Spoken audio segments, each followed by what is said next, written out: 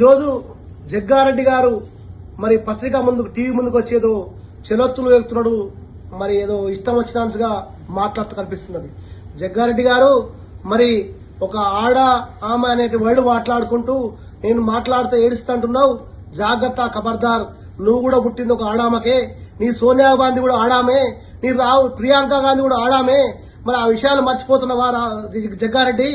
ఎంతసేపటికి కూడా మరి నువ్వు మాట్లాడుతున్నావు అంటున్నావు. సబ్బండ వర్గాలకు బీసీలకు కూడా మరి ఇవాళ రాజ్యాధికారం రావాలని రాష్ట్ర వ్యాప్తంగా ఎంతో మంది నాయకులను తయారు చేస్తుంటే మీలాంటి వ్యక్తులకు కళ్లల్లో మరి నిప్పులు కాలుతున్నాయి.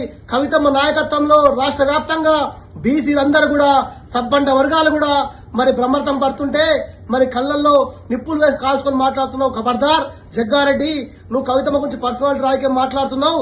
నేనున్న 2004లో నువ్వు మెదక్ జిల్లా అధ్యక్షుడు కావాలనుకున్నప్పుడు నా కళ్ల ముందర వచ్చి నిలబడి 2 చేతులు కట్టుకొని మెదక్ జిల్లా టీఆర్ఎస్ పార్టీ యూత్ ప్రెసిడెంట్ అధ్యక్షుడిగా కోరుకున్నావు. ఆనాడు నీకు ఇవ్వకుండా రఘునందనరావుకి ఇచ్చిన పరిస్థితి మర్చిపోయినావా జగ్గారెడ్డి? అదేవిధంగా సంగారెడ్డి టికెట్ కోసం ఆనాడు బాయిసాబ్ టైగర్ నరేంద్ర గారిని బ్లాక్ మెయిల్ చేసి నామినేషన్ వేసి దెంకపోయిన బాపత్ నీది.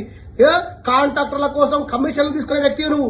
ఫ్యాక్టరీల దగ్గర అడక్కదిన చిల్లర నా కొడుకు. ఖచ్చితంగా జగ్గారెడ్డి, రాజకీయాలు మాకు కూడా చేస్తుంది. మేం బహుజనం బీసీఎం ఖబర్దార్ మాట్లాడుతున్నాం జగ్గారెడ్డి. మరొకసారి కవిత గారి గురించి మాట్లాడితే మరి నాయక తెగోత్సవం విషయాన్ని గుర్తుంచుకోవాలి. నువ్వు ఆనాడు నీ రేవంత్ రెడ్డి ఏం మాట్లాడిండు?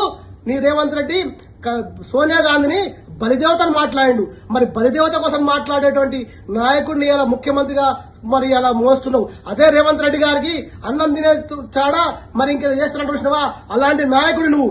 రేవంత్ రెడ్డి నాయకత్వంలో కూడా మరి తూట్లు పడిచి రేవంత్ రెడ్డి నాయకుడు దాన్ని మాట్లాడిన నాయకుడు నువ్వు. ఎంతసేపటి కూడా నీకు ఒంటరిగా ఓడదాటినాక ఓడమల్లయ్య, బోడదాటినాక బోడమల్లయ్య అనే మాటలు మాట్లాడుతున్నావు. నీ భార్య కొద్ది అవకాశం ఇస్తే ఇవాళ ఒకరాత ఉంచుకొని మరి నువ్వు ఇలా మాట్లాడుతున్న మాటలు భావిస్తున్నావు.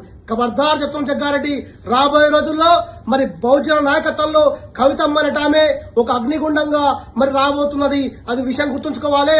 స్థానిక సంస్థల్లో రాజకీయాల్లో మీకు డిపాజిట్ లక్కవు. ఖచ్చితంగా మీ పార్టీకి సిద్ధసిద్ధి ఉంటే, బీసీల పట్ల మీకు ప్రేమ ఉంటే రాజ్యాంగబద్దంగా 42% రిజర్వేషన్ ఇచ్చిన తర్వాతనే రాజకీయాలకు పోవాలి, ఎలక్షన్లకు పోవాలి. నీ లెక్క బ్లాక్ మెయిల్ చేసి అధికారం తెచ్చుకున్నటువంటి కవితమ్మ కాదు. అధికారం కోసం పాకుపడే వ్యక్తి కాదు. తెలంగాణ రాష్ట్రంలో తెలంగాణ రాష్ట్ర ఉద్యమం కోసం ఆనాడు పాటుపడి 2006 నుంచి తెలంగాణ సంస్థ ఏర్పాటు చేసుకుని ఆనాడు మహిళలను కూడా తెలంగాణ భాగస్వామి చేసినటువంటి మా నాయకురాలు. సామాజికంగా మరి ఏదైతే సామాజిక నాయకుడైనటువంటి బాబాసాహెబ్ అంబేద్కర్ గారి విగ్రహాన్ని కూడా అసెంబ్లీలో ఏర్పాటు చేయాలని చెప్పి పెట్టించినటువంటి నాయకురాలు. ఈనాడు కూడా మహాత్మా జ్యోతిరావు పూలే విగ్రహాన్ని కూడా విగ్రహం అసెంబ్లీలో పెట్టాలని చెప్పి నాయకులుగా గెలవాలంటే, బీసీల రాజ్యాధికారం రావాలంటే ఖచ్చితంగా మరి ఇలాంటి నాయకులను గౌరవించుకోవాలని మాట్లాడుతున్నావు. అవన్నీ విషయాలు గుర్తుంచుకోవాలి. ఖబర్దార్ జగ్గారెడ్డి గారు, రాబోయే రోజుల్లో నీకు సరైన గుణపాఠం చెప్తాం. మొన్ననే మాకు బీసీ నాయకుడు నిన్ను ఓడగొట్టిన విషయం గుర్తుంచుకోవాలి. నువ్వు ఓడిపోయిన విషయం గుర్తుంచుకోవాలి. నువ్వు ఆల్రెడీ రాజకీయాల నుంచి డిఫాల్ట్ అయిన వ్యక్తి గుర్తుంచుకోవాలి. ఏదో మాట్లాడడం కోసం రాజకీయాల కోసం చేస్తే మాత్రం అది తగిన బుద్ధి చెప్తామనే విషయాన్ని కూడా గుర్తుంచుకోవాలి జగ్గారెడ్డి గారు.